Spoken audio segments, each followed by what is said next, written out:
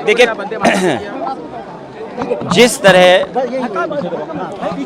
उत्तर प्रदेश में लगातार पिछले 5 साल का कार्यकाल और जब से ये दोबारा सरकार को मौका मिला है, उत्तर प्रदेश की सड़कें जर्जर हैं, गड्ढे बन गए हैं सड़कों पर। जहां किसान इस मौसम में जल भराव, बाढ़ से परेशान होता था, इस बार उत्तर प्रदेश में देखने को मिल रहा है कि कुछ हिस्सों में बाढ़ है, कुछ हिस्सों में सूखा है और अभी भी किसानों को कोई राहत नहीं दी गई है।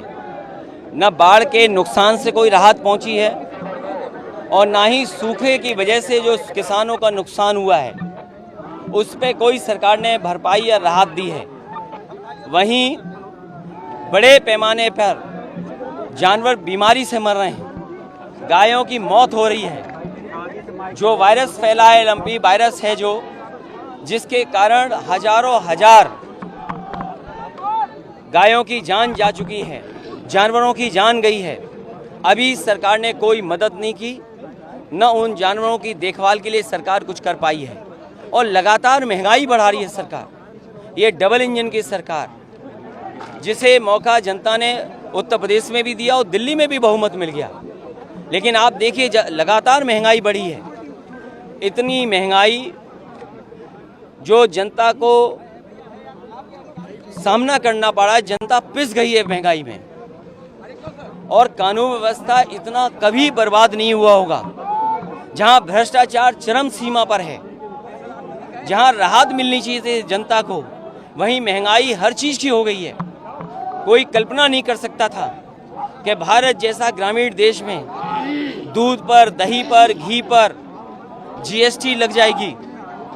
और न केवल जीएसटी लगाई है, बल्कि खाने पीने की चीज़ें लगातार महंगी होती जा रही हैं।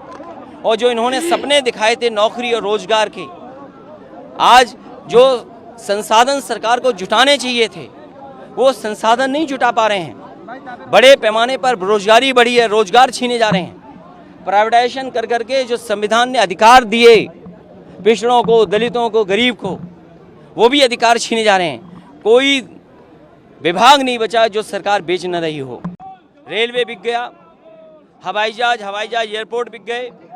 जहां पर बड़े पैमाने पे नौजवानों को नौकरी रोजगार मिल जाने चाहिए थे, वो सब खत्म कर दिए गए। फौज की कोरोना की वजह से भर्ती बंद थी, भर्ती नहीं हो रही। और जिस रूप में ये लेकर के आए अग्निवीर, कोई नौजवान उससे संतुष्ट नहीं है।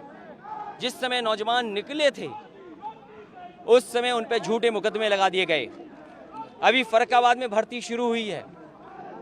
1,13,000 से ज्यादा नौजवानों ने, 12 जिले के लोगों ने फॉर्म भरे हैं, लेकिन सरकार पीठ मोड़ लेती है जब उनसे पूछा जाए कि आखिरकार कितनों को अग्निवीर में भर्ती करोगे।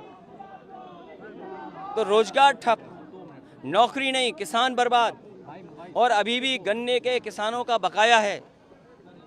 चीनी मिलें किसानों का गन्ने की कीमत नहीं दे पा रही हैं।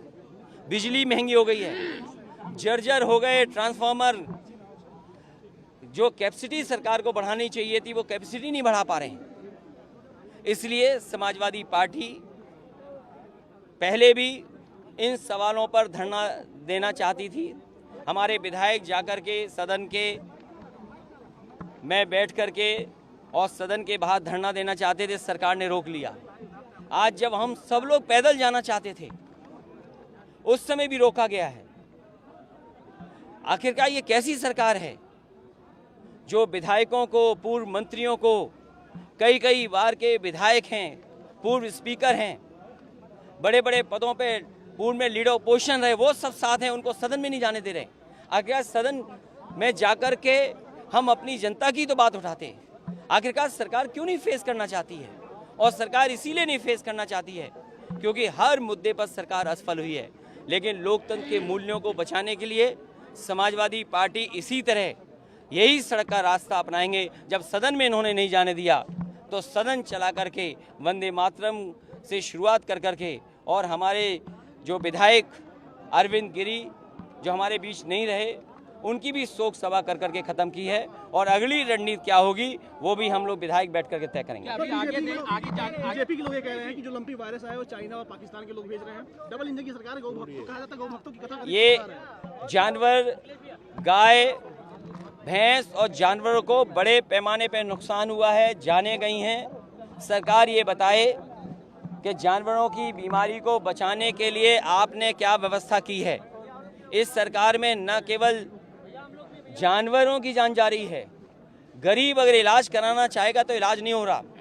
पीएससी उठा लो, सीएससी उठा लो, जिला अस्पताल उठा लो, राजधानी के बड़े अस्पताल उठा लो, मेडिकल कॉलेज उठा लो, इतनी लंबी लंबी कतारें लगी हैं कि गरीब को पहले तो इलाज नहीं, दवाई नहीं, अगर ऑपरेशन की। अपनी खुशियों को बनाए खास होटल रॉयल पैलेस, जहाँ पे है 45 लग्जरी रूम्स, आकर्षक AC banquet hall, pure veg स्वादिष्ट व्यंजनों के लिए कोहिनूर रेस्टोरेंट, कॉर्पोरेट जगत के लिए conference meeting hall, birthday party, kitty party को बनाए यादगार, स्विमिंग पूल और रेस्टोरेंट एंड डायमंड बार यानी रिफ्रेशमेंट का द्वार, और बच्चों के लिए गेम जोन भी।